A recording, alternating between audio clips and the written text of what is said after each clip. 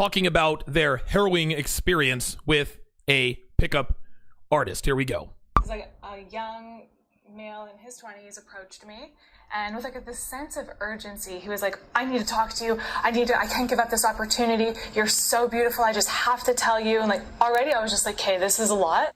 Okay, this is a lot, right?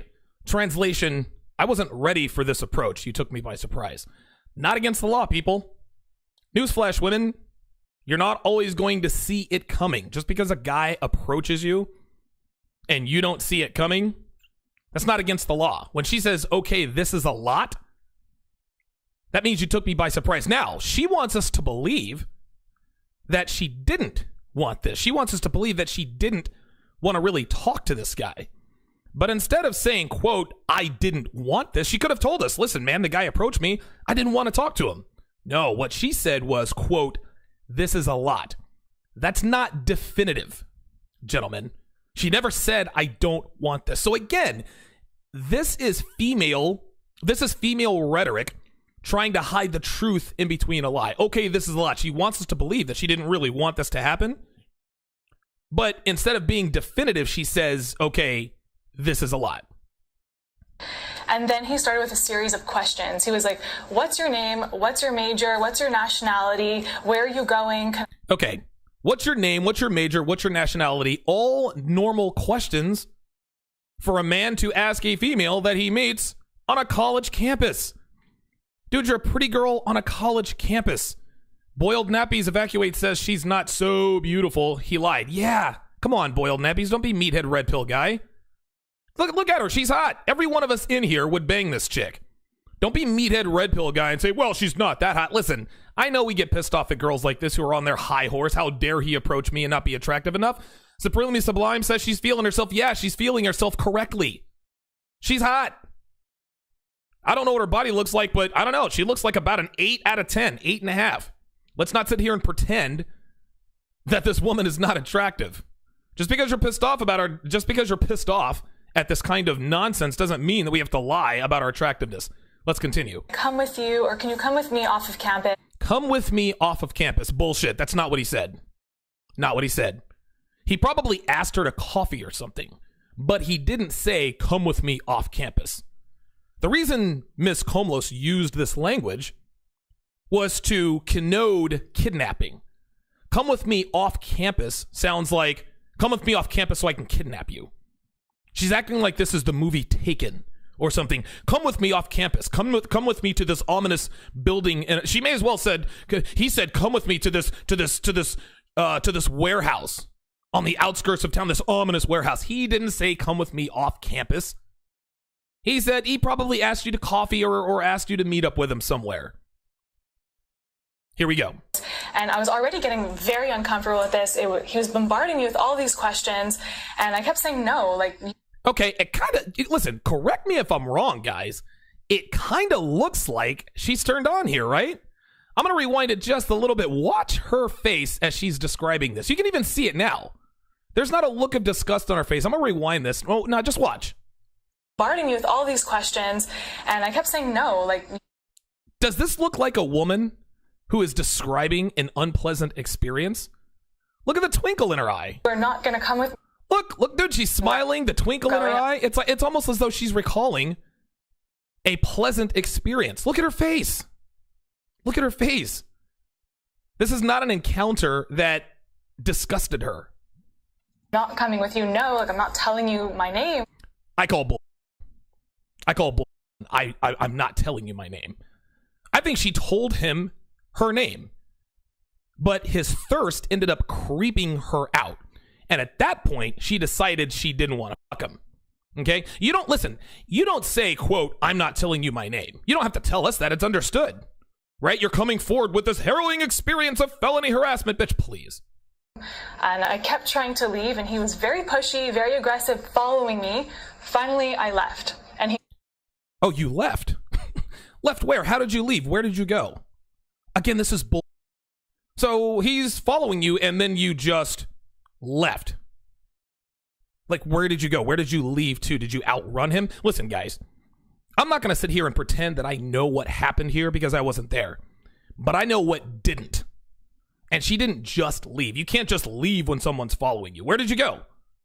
And you can also tell that she's hiding something by the look on her face and her body language. Wasn't following me. Then on March... Oh, did you see that? Did you see that pause? And then he wasn't following me. Now, at this point, she's saying to herself, I hope they buy this bull. I'm going to replay that. Just watch the pause between this story and the next story she's about to start. You can tell she's thinking to herself, did I perform this correctly? Are they really buying this? Just watch. Finally, I left, and he wasn't following me. Then on March... Yeah, that's bull. Listen, these are micro expressions that men who have a lot of experience with females pick up on immediately. She's full of already. Listen, this is bull. I believe that she was approached, but this is not the way this goes. 26, it happened again. So what happened was a guy had approached me. Already, you know this chick is hiding something, right? In the metro, she's moving her head all around. Swing. Listen, watch. In the metro part. And oh my God! Look, I'm gonna rewind this again. This is unbelievable. Look at this. Just watch. it's in the metro part. She's lying. Like, you can tell. Listen, man, you can tell that she is she knows what happened, but you can see that she is already trying to cover up the holes in her story. She's swinging her head around and looking up as if to try to tell the story without making herself look bad or revealing what she doesn't want us to know. And he complimented me. He was like, "Oh my God, you're so beautiful." So normally I just turned around and I said, "Thank you, Captain." She's turned on, gentlemen. Her vagina moved. Her vagina buzzed just a little bit. You don't tell, quote, creepy guys thank you when they tell you you're beautiful. It doesn't work that way. Again, her body language is trying to hide the fact that she was turned on. Okay. But then he continued to follow me. He started asking me questions. What's your nationality? And he kept asking, and he's like, just tell me. So I looked at him and I was like, I'm Italian and Greek. And there it is. See? She's turned on, guys. She's aroused. Listen, I'm going to play this again. Look at her face. Look at the sparkle and the twinkle in her eyes as she recounts his persistence. She likes persistent men, as all females do, so long as he's attractive. Just watch her face as she talks about her, as she tries to fake her incredulousness at the fact that he just kept falling. Just watch her face. He started asking me questions. What's your nationality? And he kept asking, and he's like, just tell me. Oh, so I looked God, at him and I was like, I'm Italian and Greek. And yeah, I'm Italian and Greek. Why would you tell him you're Italian Greek? Because you're turned on, sweet cheeks. You were thinking about him. Then you proceeded to walk as a test to see, you know what? Let's find out how persistent this guy is. Remember, he persisted through. He kept asking her, what's your nationality? Which got her to tell him that she's Italian Greek. And just proceeded to walk. Yeah, and then he's like, can I have your Facebook? What's your Facebook? And I said, I don't have social media. Like, I don't have. Okay, now look at her face, guys. Now she's turned off a little bit because he's showing thirst, right? He tried to close her too quickly. She was aroused. She was aroused by him. There's no doubt about it. You can see it in her face. But he moved in for the kill too soon. He escalated. Listen, had he escalated properly, had his timing been better, she was his for the taking. But he pressed too hard, too soon, and turned her off with his thirst, or his perceived thirst. This is how it is, guys. This is standard game. Facebook, then he asked for my Instagram. I said, I don't have social media. He kept following me, and I was kind of really frustrated at this point, and just trying to go meet my friend. And so I had turned around, and I said quite loudly, can you stop following me? Okay, now she doesn't want anything to do with him, okay? This isn't a shit test. This is a rejection. In the beginning, he told her she was beautiful. Oh, so thank you. Then he was persistent, right? Use a little bit of charm. Come on, tell me. And listen, girls love playing coy. I've dated a lot of Latina girls in my life, And one thing that all Latina girls love for you to do is guess what their nationality is. Are you Honduran? Are you Cuban? Are you Mexican? Are you Dominican? They love that coquettish game of cat and mouse. Let's see if he can guess my nationality. This is the kind of game he ran on this girl. She turned around and said, he, I'm Italian Greek. But then he tried to close the deal too soon. Right? I always give this example. Sometimes girls will use a rejection the same way they use a shit test. I have a boyfriend is a perfect example. If you approach a female and you talk, you escalate, you're sitting there talking for, 3, 5, maybe 10 minutes. You say, you know what? You seem pretty cool. Here, put your number in my phone. We'll hang out. And she says, well, I have a boyfriend. That, my friends, is a shit test. At which point you should answer, well, good for you. He can be around to buy you nice things when you're not with me. Or, great, I don't have to spend any money on you. Right? But if you approach a woman, hi, I'm Donovan, I have a boyfriend. That's not a shit test. That's a rejection. Which is when he did. The reaction was very overwhelming. The responses just kept coming in. This happened to me too, the exact same thing. He asked me all the same questions. He was pushy. I've heard stories like that are either identical or things that are even worse. Even worse? Like, OMG!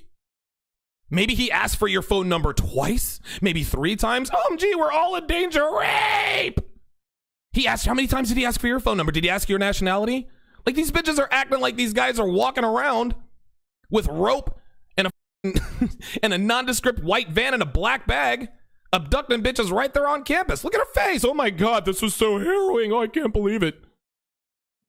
I had Roosh on a while back, and he said something that hits the nail right on the head.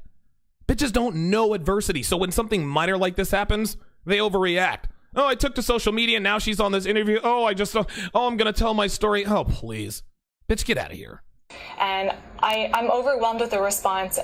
I don't know what to say about it. This is a recurring issue, and we need to talk about it. It doesn't make sense that the more I think about it, the more I realize that it doesn't make sense that it was so normal for me to just kind of move on from that having happened, for me not to go report it. Oh, for me not to go report it. Well, Ms.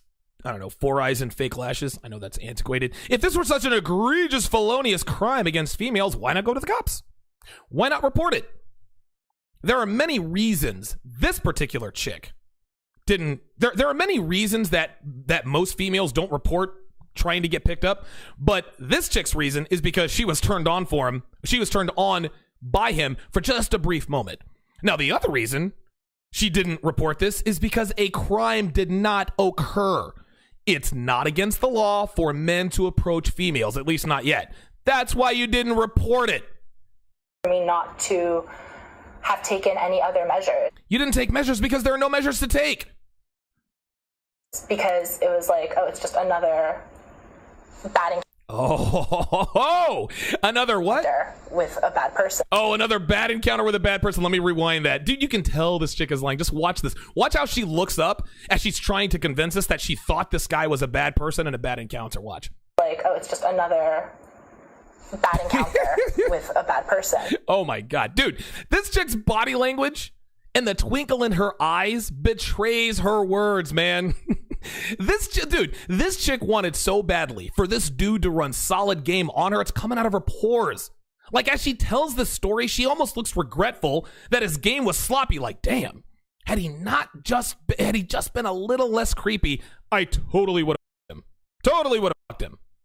Bad person? She's always like, bad person? Yeah, like a guy being a bad guy is ever a bad thing to young women. And to see that it has happened to so many people, and to see Lisa's story have gone so viral and so many people who had messaged her, I think it's important to share my message, to share my story, and to say that it's problematic and there needs to be something. Dude, this chick doesn't believe a goddamn thing she just said. Well, something needs to be done about it. Yeah, she's right. Something does need to be done. Dude needs to go to donovansharpe.com and learn how to close these out here.